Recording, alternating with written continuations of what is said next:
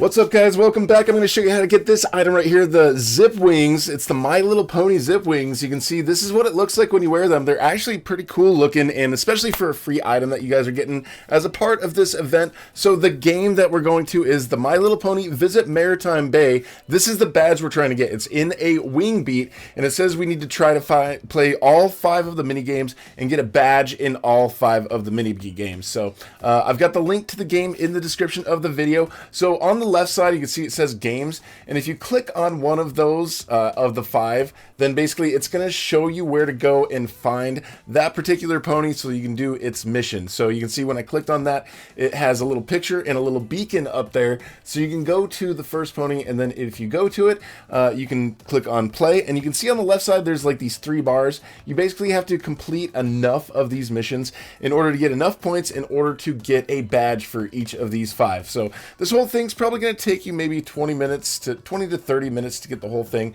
This first one, what you have to do is you make smoothies and then you deliver them 3 at a time. We're going to speed forward a little bit through some of these missions because it's pretty redundant. Like, you're kind of doing the same thing over and over for each of the missions, but each one you're probably gonna have to play more than once, maybe a couple times. Like this first one right here, you can see we're going back, we make the smoothies. Every time you go back and you make more smoothies, after the smoothies are made, you get more time on the clock, and then you have to try to deliver as many as you can before the time runs out. So that first one, you can see it took 2 minutes, but we've gotten 2 out of 3 of the bars through to get that badge over there on the left side, but we haven't gotten the badge completely, so we're gonna have to go through and play again. Now on the bottom left hand corner of the screen for any of these mini games that you're in, you can see that there's the exit button right there. So after you get the badge for any given mini game, you can see on the bottom right there we've got the Smoothie Star badge. So we've got the badge for this particular mission, so we can actually just press on the bottom left where it says exit, and we can exit this one.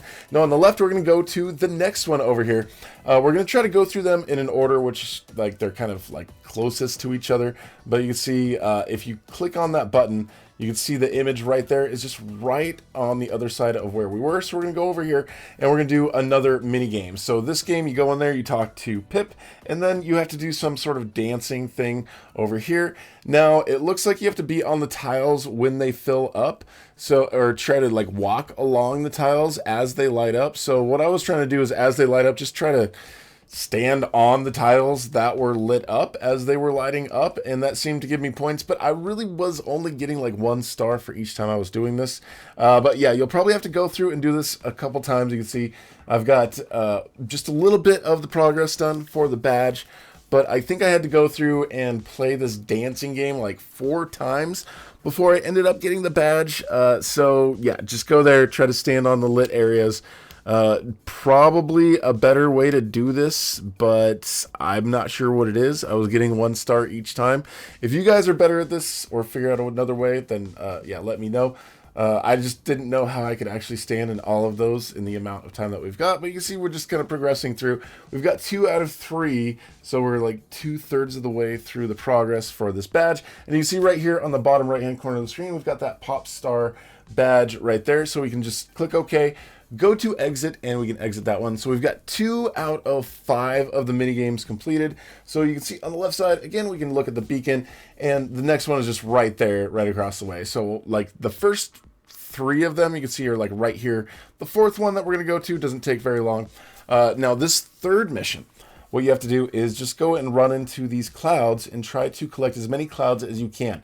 So the clouds each will give you a point, and if you hit these little triangles, the little yellow triangles, those will speed you up so you can get a little closer to the next cloud. But they're kind of out of the way of the cloud, so you kind of have to waste time going out of the way to get the speed thing. So sometimes it's worth it, sometimes it's not. I recommend just kind of get as many clouds as you can, and if you see this little speed boosts in between and they're easy to get, then go ahead and get them. But you're still going to have to play through this one a couple times. And it looked like getting like 2/3 of the way to the badge was pretty easy, but then getting just that last little part, I had to do like 2 extra rounds here at the end, and I was getting about 10 to 12 of these clouds each round. So just kind of keep going through, get as many clouds as you can, and eventually, just like the other mini games that we already went through, we'll eventually have the badge there on the bottom right hand corner of the screen. So yeah, I was kind of expecting to get the badge by now on this one. So this one, you it just may seem like you go through and play it like 4 or 5 times before you end up getting the badge, but you can see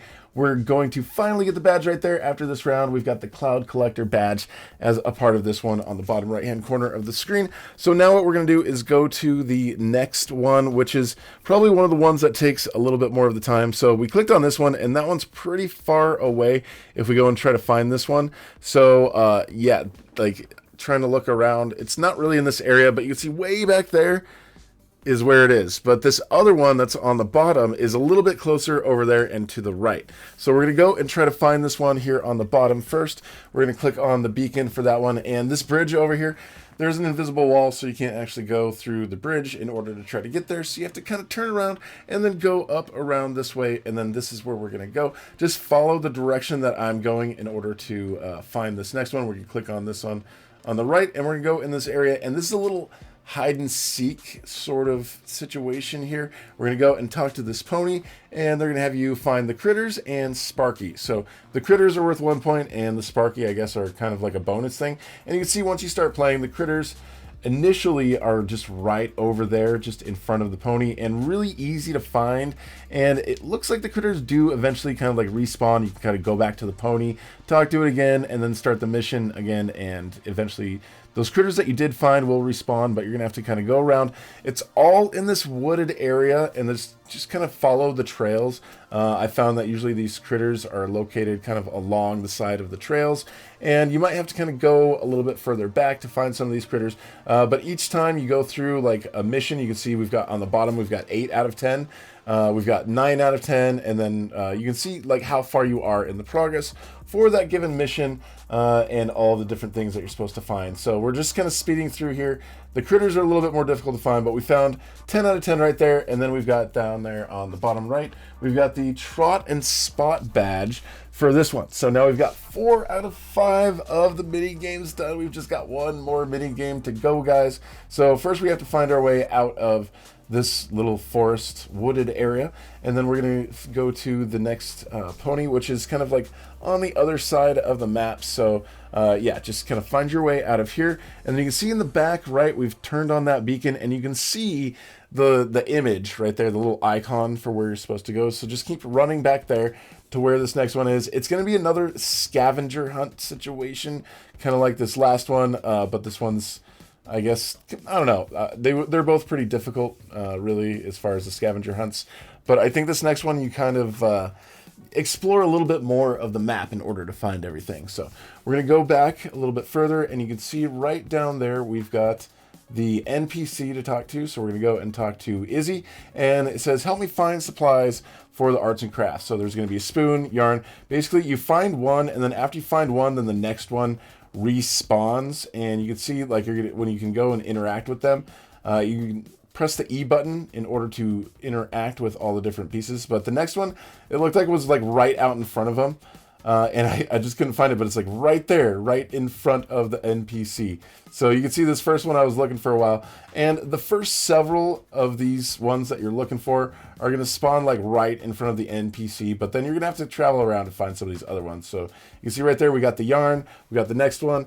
If you take more time, then it seems like more of them end up spawning, and they end up spawning closer to the NPC. But you can see there's dishes, there's yarn, there's other little things that you're going to collect, but just kind of keep going around, and you can see we've got like 9 out of 10, or 5 out of 10, 6 out of 10 now. But you can see as we're going further down through the mission, then these items start kind of spawning a little bit further away from the NPC. But I noticed none of them actually existed in the forest area for the last mission. So you don't have to worry about going to that forest area. And for these items, when you're looking for them, when you're close to them, if you have your volume up, you can sort of hear like a little beeping sound.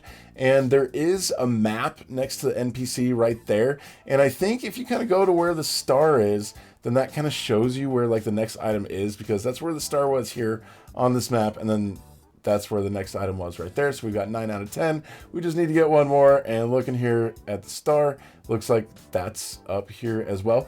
That map will also help you find the other NPCs if you need to. But you can see we've got that. We've got the final 5th badge. And after we've gotten the 5th badge, you can see we've also got the badge for the item that we were trying to get. And that's all you have to do is go through, get a badge for all 5 of the different missions. And after you do that, you will have that item in your inventory. If you guys are new here, would love to have you subscribe and hit that notification bell. And thank you so much for watching. We'll talk to you guys later.